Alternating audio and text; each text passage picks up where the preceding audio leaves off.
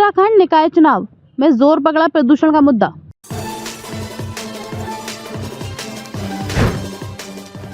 नमस्कार, मैं शालिनी और आप देख रहे हैं पहाड़ दूरदर्शन न्यूज।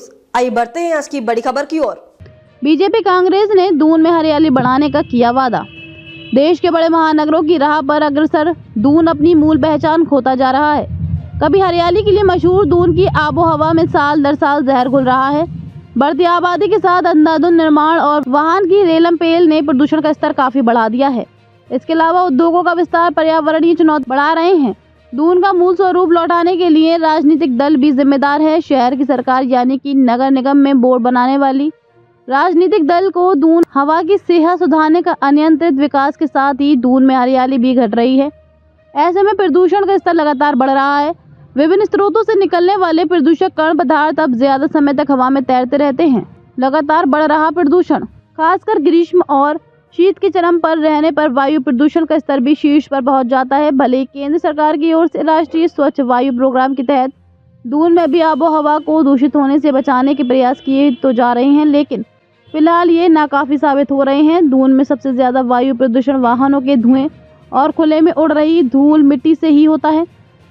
PM 2.5 स्वास्थ्य के लिए ज्यादा घातक PM 10 और PM 2.5 अलग अलग उत्सर्जन स्रोतों से निकलते हैं और इनकी रासायनिक संरचना भी अलग होती है। गैसोलीन, तेल, डीजल, ईंधन या लकड़ी के दहन से निकलने वाले उत्सर्जन से बनने वाले कण पदार्थ PM 2.5 की श्रेणी में आते हैं। वहीं PM 10 में निर्माण स्थलों, लैंडफिल और कृषि, जंगल की आग और कूड़ा जलाने, औद्योगिक स्रोतों, खुले क्षेत्र व सड़कों से हवा में उड़ने वाली धूल, पराग आदि शामिल होते हैं।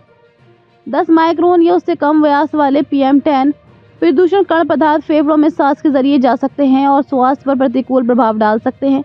हालांकि PM 2.5 अधिक महीन होने के कारण अधिक मात्रा में फेफड़ों तक पहुंच सकते हैं और घातक साबित हो सकते हैं। सल्फर डाइऑक्साइड, नाइट्रोजन ऑक्साइड और कुछ कार्बनिक यौगिक द्वितीयक, अकार्बनिक आयरोसोल और कार्बन मोनोऑक्साइड भी वायु प्रदूषण के प्रमुख कारक हैं। वायु प्रदूषण में ज्यादा समय तक रहने पर गंभीर परिणाम। दून अस्पताल के चिकित्सा अधीक्षक डॉक्टर अनुराग अग्रवाल ने बताया कि वायु प्रदूषण के संपर्क में आने से स्वास्थ्य पर कई प्रतिकूल प्रभाव पड़ सकते हैं। PM 2.5 के अधिक समय तक संपर्क में रहने से हृदय व फेफड़ों से संबंधित बीमारियां हो सकती हैं। ब्रोंकाइटिस, अस्थमा के दौरे, श्वसन संबंधी समस्याएं होने का खतरा है।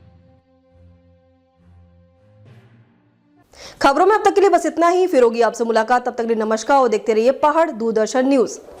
ऐसे ही लेटेस्ट अपडेट पाने के लिए हमारे चैनल को सब्सक्राइब करें और तुरंत नोटिफिकेशन पाने के लिए बेल आइकन प्रेस करना ना भूलें। यदि आप हमें फेसबुक या इंस्टाग्राम के माध्यम से देख रहे हैं तो हमारे पेज को फॉलो जरूर करें। धन्यवाद।